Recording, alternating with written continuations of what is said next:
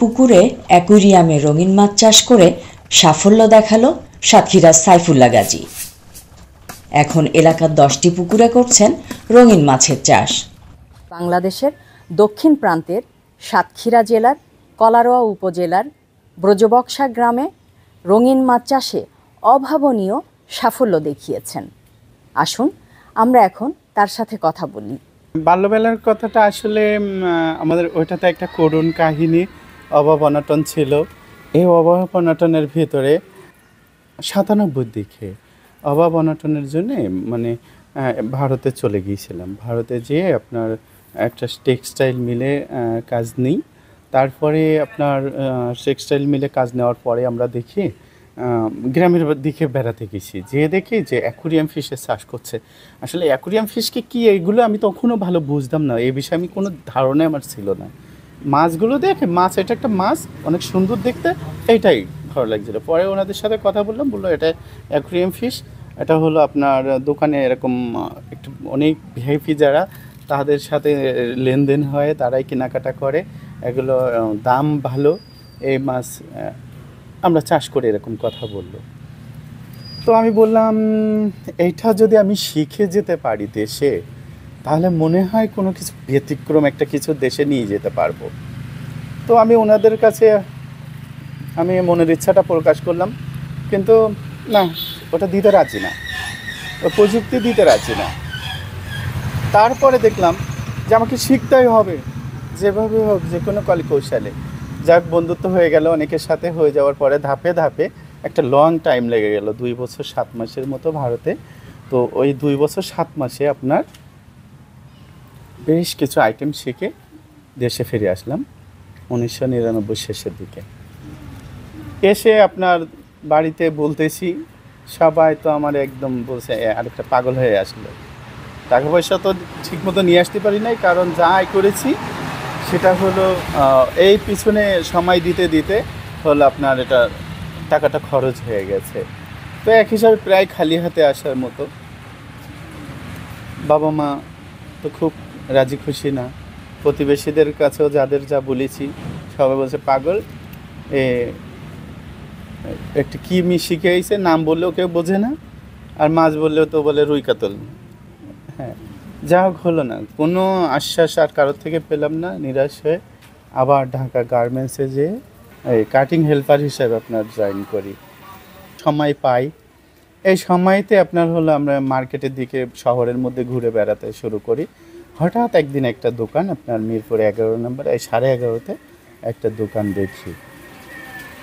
এই দোকানটা দেখে আমার মনের মধ্যে যেন একটা কোনো কিছু মানে বিদ্যুৎ চমকানো মতো, এটা দেখে খুব ভালো লাগলো, মানে লাফাই উঠেছে আমি, যে ভালো লাগলো। এবং দোকানদারের সাথে কথা বলতে চেষ্টা করলাম। দোকানদার ছিল না যিনি ওটা পরিচালনা করে, উনি একজন ছিল।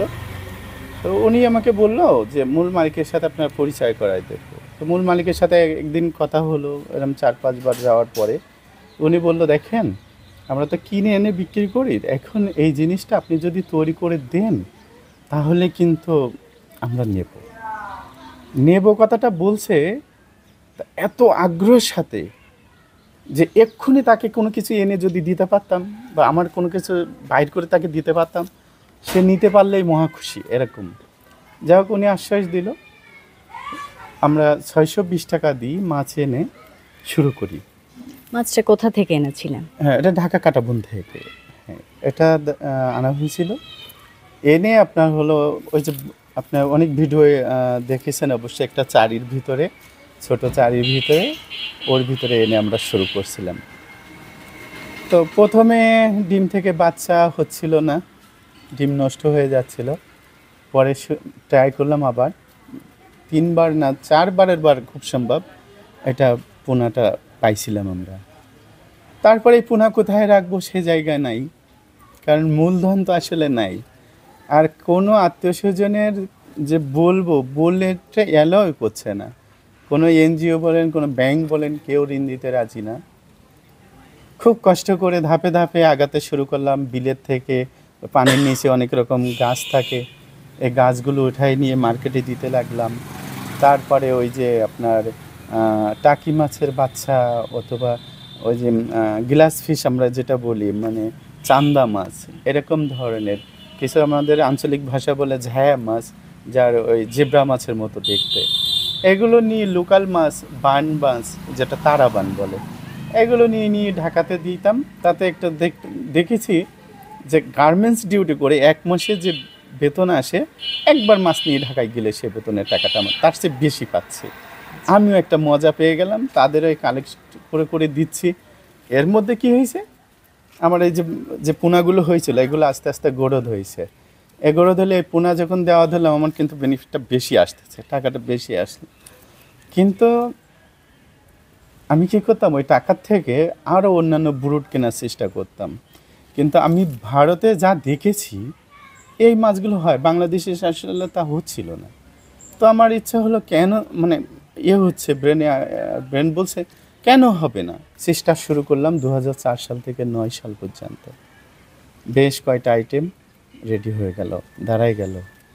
এখন যেমন আমরা বলতে পারি কমেট, কই কাপ, গোল্ডফিশ, ব্ল্যাকমোর, গোরামিন, এগুলো আমরা পুকুরে চাষ করতে পারি, তখন এটা ছিল না, বলার কেউ ছিল না।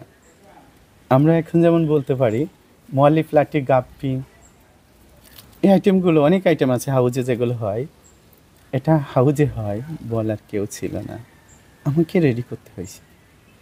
2004 সাল থেকে 9 সাল পর্যন্ত সূর্য কোন দিক থেকে কোন দিকে গেছে, কখন গেছে না আমি তাকাই দেখিনি। আমার খাওয়ার টাইমটা কখন চলে গেছে ওটা আমি দেখিনি। কেন মাছ বাংলাদেশের পানি মাটিতে হবে না এইটা দেখছিলাম, দেখে আজকে এখানে। দুটো আয়ের জন্য ভারতে যাওয়া সাইফুল্লাহ গাজী এখন চাষাবাদেই কোটিপতি। দেখি সাইফুল্লাহ গাজীকে নিয়ে এ প্রজন্মের তরুণরা কি বলছে। এই উদ্যোক্তাদের ওপরে যদি সরকার একটু দৃষ্টিতে তাকায়, তাহলে এই রঙিন মাছ চাষের বিষয় নিয়ে বৈদেশিক মুদ্রা আমরা অর্জন করতে পারবো। তো আশা রাখছি যে সাইফুল ভাই যেভাবে মানুষকে এই মাছ চাষ শেখাচ্ছেন, এর থেকে বাংলাদেশ একটি বড় একটা কিছু হবে এই মাছ চাষের উপরে। ওনার জীবনের কাহিনী শুনে অনেক দূর থেকে এসেছি এবং কলারোয়া থানা আমার এই জীবনে প্রথম এসেছি রঙিন মাছ চাষ দেখতে। তো আমার অনেক ভালো লাগলো এগুলো দেখে, এবং আমি চাই যে যেসব উদ্যোক্তাগুলো আছে তারা ভালোভাবে উদ্যোগ নিক। আজকে চেষ্টা তো আমি আমার যারা আমার কিন্তু অনেক উদ্যোক্তা আছে, আজকে যারা উদ্যোক্তা আছে তাদেরকে আমি বলতে চাই, তোমরা নিরাশ হয়ে না, হতাশে হয়ে না। একবার না পারিলে দেখো শতবার, শতবারের ভিতরে তুমি আসলে দেখেছো কতবার? 1 বার 2 বার 5 বার, তুমি তো 10 বার দেখোনি, তুমি তো 50 বার দেখোনি। সাইফুল্লাহ গাজীর মতো তো 5 বছর দেখোনি। তুমি একবার দেখে থাকো, সাইফুল্লাহ গাজীকে অবশ্যই তুমি টপকাতে পারবে। রঙিন মাছ চাষে সফল চাষি সাইফুল্লাহ গাজীর জীবন কথা আশা রাখি এ প্রজন্মের উদ্যোক্তাদের কাজে আসবে। আমিনা বিলকিস ময়না, চ্যানেল 24, সাতক্ষীরা।